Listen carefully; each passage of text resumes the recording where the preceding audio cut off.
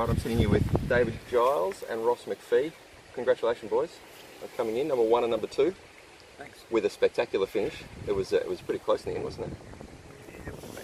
Yeah, well, a couple of minutes. Yeah, a couple of minutes. I'm not sure exactly how close it was in the end, but yeah, it was after a long race like that, it's pretty unusual to end up that close. Yeah, absolutely. Watching David come in with basically laser focus, coming in very much determined to get across that line, and then this guy over here got sniffing him up ahead and put the hammer down and took off like a rocket and just about caught him. Well, it was a couple of minutes in between, but yeah, it was a very strong finish by Ross. It was great to see. And I was out on course watching both of you throughout the weekend, and you both seem to have a very different approach or mindset. As I said, Dave, you were really dialed in, very focused at the aid stations. There wasn't a lot of chatter going on, but you were looking strong. Yeah. Was that your focus or your approach from the start, just kind of really dial in and be in your head? Previously I've wasted a lot of time on aid stations. So things I've been trying to do is be a bit more methodical and get in, get out, not waste time. Yeah. Other than that, it's just focus on getting the job done and see what I can do. Yeah. When you were at the finish line here before, someone said there was not a lot of voices and stuff going on around you with no paces, no crew. And you said actually there was some voices going on in my head during the race which kept me company.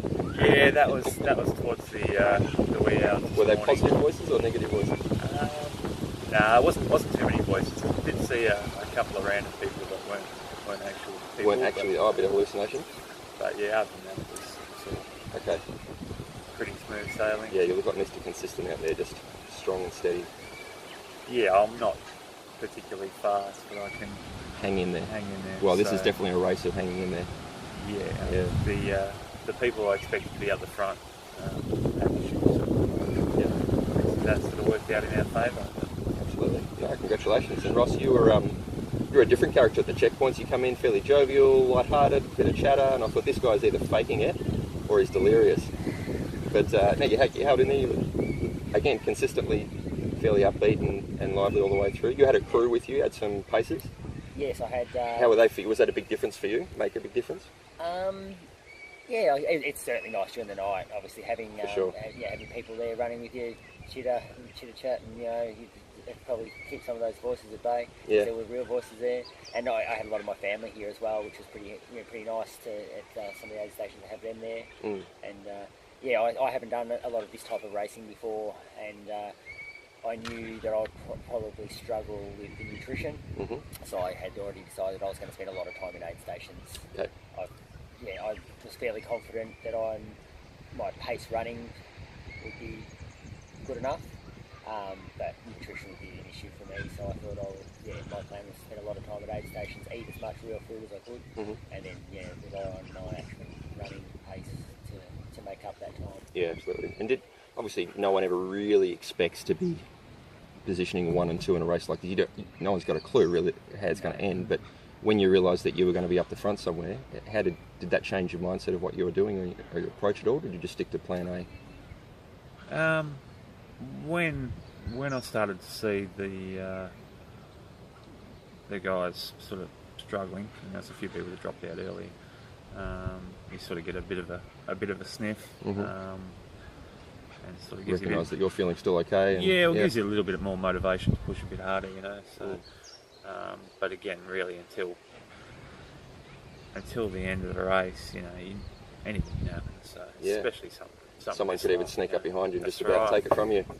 Well, interestingly, we were running together yesterday afternoon at that time, whilst just randomly for quite a number of hours. So maybe most of the day, I guess. Yeah, that was into Blackwood.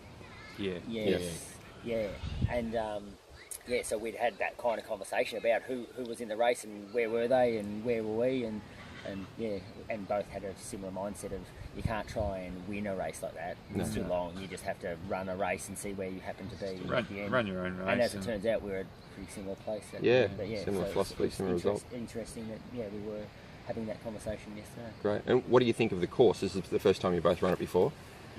Yeah. Thoughts on the course? Relentless.